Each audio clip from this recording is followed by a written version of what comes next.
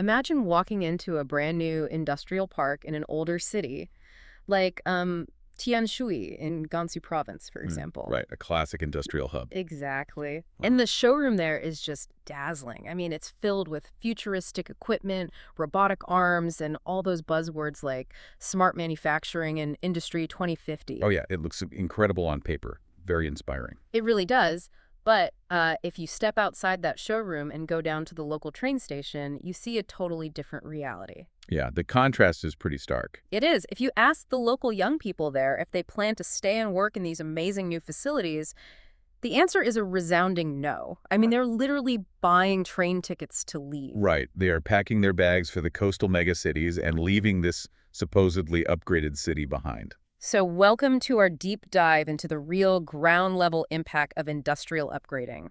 Our mission today isn't to debate whether high-tech industries are important. No, of course they are. They're vital for global competitiveness. Exactly. But today, we want to answer a much more immediate question for you, the listener. When a city fills up with robots, sensors, and these shiny tech parks, do ordinary people actually get any richer? That is the big question. And to really understand this disconnect, we have to look back at how cities like Tianshui operated, say, 50 years ago. Right, because Tianshui used to be this massive hub for traditional manufacturing. Yeah, exactly. Yeah. They made tractors, heavy bearings, even just basic stuff like matches. And those old factories operated under what was called the iron rice bowl system. Okay, let's unpack this. The iron rice bowl. That basically meant the factory wasn't just a place to work. No, not at all. It was like an entire ecosystem. Right, like a mini welfare state. Mm-hmm. The factory built the dormitories where you lived. It ran the hospitals. Mm-hmm. And the local schools for the workers' kids. Yeah. So the wealth that the factory made was physically trapped inside that local community? Exactly. And the reason for that was simple. Those old factories needed massive amounts of human labor. I mean, if you wanted to build more tractors, you had to hire thousands of new workers from the local towns. Because they physically needed their hands. Right. So they had to invest in those people's basic living conditions. But as global supply chains modernized, those labor-intensive factories just lost their edge. Yeah, they couldn't compete anymore. So cities like Tianshui faced a huge economic crisis, and their solution was to pivot to the new economy. They offered cheap land, cheap energy, and massive financial support to attract high-tech manufacturing.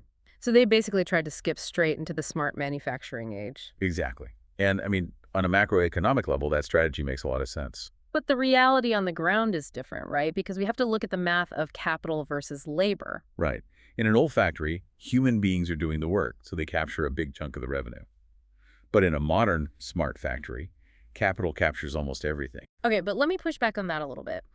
If a city brings in this super advanced facility filled with robots, doesn't that create, like, a halo effect? What do you mean? Well, someone has to program the robots, someone has to fix the sensors and manage the data. Shouldn't these advanced factories be creating a whole new ecosystem of high-paying jobs for the locals? That is the assumption everyone makes, but it ignores how a lights-out factory actually works. Wait, really? How so? Well, think about the software running those robots. It wasn't written by a local team in Tianshui. It's probably licensed from a huge tech giant in Shenzhen or Beijing. Oh, wow. Yeah, and the engineers monitoring the data. They might be sitting in a high-rise office 1,000 miles away. So the profits just flow straight out of the local economy. Exactly. They go directly to the owners of the intellectual property. Man, that makes me think of an analogy. It's like a town upgrading from a fleet of horse-drawn carriages to a fully automated bullet train. Okay, I like that. The transport is vastly superior, sure, but suddenly you don't need hundreds of drivers anymore, and the software running the train is owned by someone in another city. That's a perfect way to look at it. The inland city provides the physical footprint, the cheap land, the electricity, but they are completely cut out of the actual value creation. So just because the factory is physically there doesn't mean the wealth stays there. Precisely. High-tech might change the look of the factory, but it doesn't automatically change the fate of the ordinary people living down the street. Take a second and think about your own hometown. Did your city build a massive tech zone recently? And if so, did you actually see a wave of great jobs for everyday people? Yeah, or did the local wages basically stay the same while the GDP numbers on the news just kept going up? Right. So what does this all mean? If these high-paying jobs do exist in this new tech world, where are they actually located? Well, this brings us to a concept called the smile curve of manufacturing. The smile curve. Okay, paint a picture for us. Imagine a U shape, like a smile. On the far left side, you have research and development, chip design, algorithms, intellectual property. The really high-level stuff. Right. And on the far right side of the smile, you have marketing, branding, and sales. Both of those high ends generate massive profit margins. Okay, so what's in the middle? The lowest dip right in the middle of the smile is the actual physical assembly of the product. Oh. No. So that's the lowest paying, lowest margin part of the whole chain. Exactly. And unfortunately, that middle dip is exactly what these inland cities are fighting so desperately to win. Wow. So they're just competing in a race to the bottom, basically. Yeah, offering cheaper and cheaper land Yeah. just to get the lowest value part of the supply chain.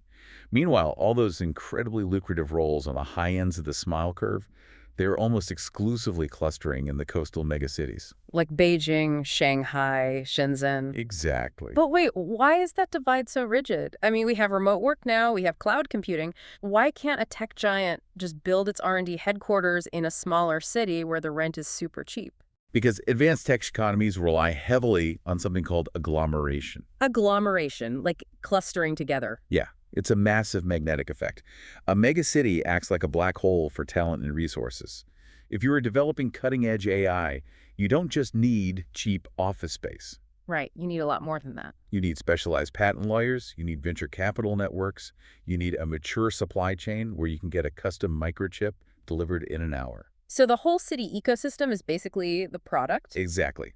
A smaller city can offer a big tax break, but it can't offer that deeply interconnected web of specialized talent. Right, and the talent pool itself is huge. Like if a lead engineer quits in Shenzhen on a Tuesday, you can probably hire a replacement from across the street by Wednesday. You absolutely can. Inland cities just can't offer that kind of frictionless hiring. So the harsh reality for the inland city is that they build this expensive tech park, but the only jobs they actually get are monitoring the automated assembly line. Yeah, paying maybe 3,000 or 4,000 RMB a month. And any local young person looks at that salary and realizes, hey, I can't buy a home or raise a family on this. So they do the most rational thing they can. They migrate. Right. They go to the mega cities to find the real wealth. It's such a painful tug of war. The local government is relying on this high-tech park to save the city's economy, but the local youth are relying on escaping that city to save their own future. It's a tragic cycle. We all know someone who has had to make that calculation. Absolutely. Leaving a quiet, affordable hometown to go fight for space in a crowded, expensive coastal city. But this leads to a really pressing question. If the smaller cities are losing their youth because they don't have the right skills, why not fix the skills? Right. Why doesn't the local government just aggressively fund their own schools, train their own world-class engineers, and force the tech companies to come to them? It sounds like the perfect solution, doesn't it? Stop buying robots and start investing in the local schools. Yeah, invest in the people. So why don't they? Well, we have to look at how these cities are paying for their tech upgrades in the first place. Ah, right. The municipal debt. Exactly. To attract that low-margin assembly plant, the local government probably took on massive debt to clear the land and build the infrastructure. Plus, they offered years of tax exemptions to the tech companies. So they are basically bleeding money just to keep the factory in town. Yes.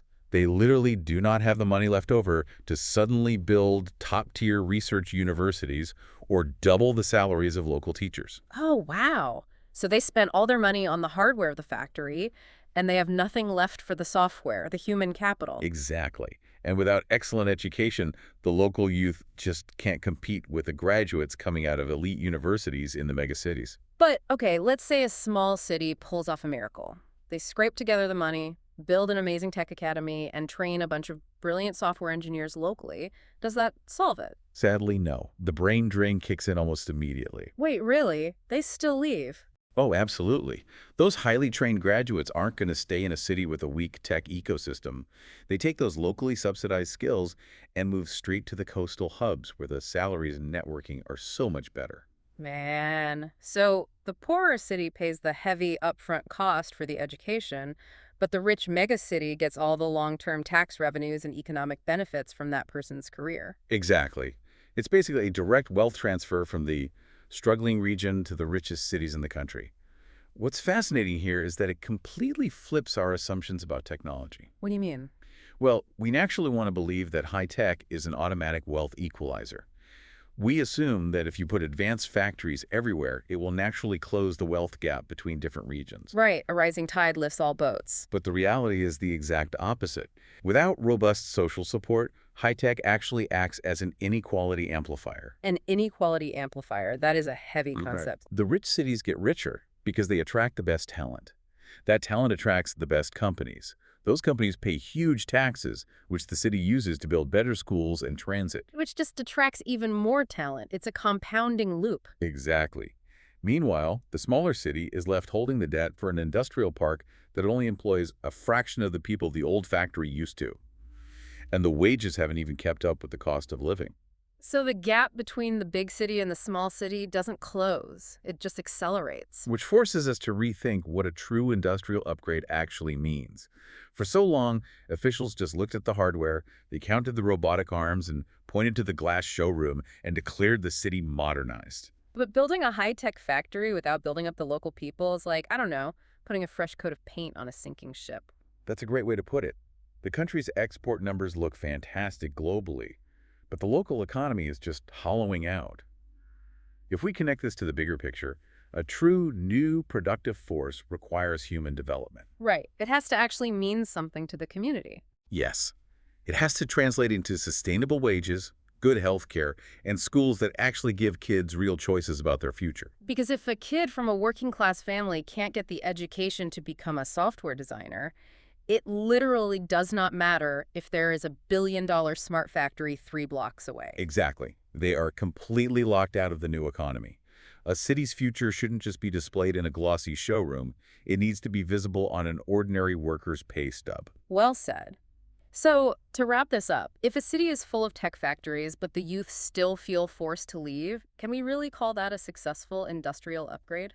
I think the answer is pretty clear. Technology alone is not a magic wand. No, it's not. It requires massive investments in human capital to ensure the wealth doesn't just flow upward to a few mega hubs. We've covered a lot of ground today looking at the automation paradox, the smile curve, and the brutal reality of municipal debt. It's a complex dynamic for sure. But before we sign off, we want to leave you, the listener, with a final thought to mull over. We've spent this entire time talking about a rigid divide. The high-end jobs stay in the megacities, and the repetitive jobs go inland where they get automated. Right. But what happens when that boundary shifts? What happens when artificial intelligence starts mastering high-end white-collar work? Oh, that completely flips the narrative. Exactly. What happens when AI can independently write complex code, design advanced algorithms, and manage global supply chains faster than human teams? The tech executives in the coastal megacities might suddenly face the exact same displacement that the assembly line workers are facing right now. Exactly.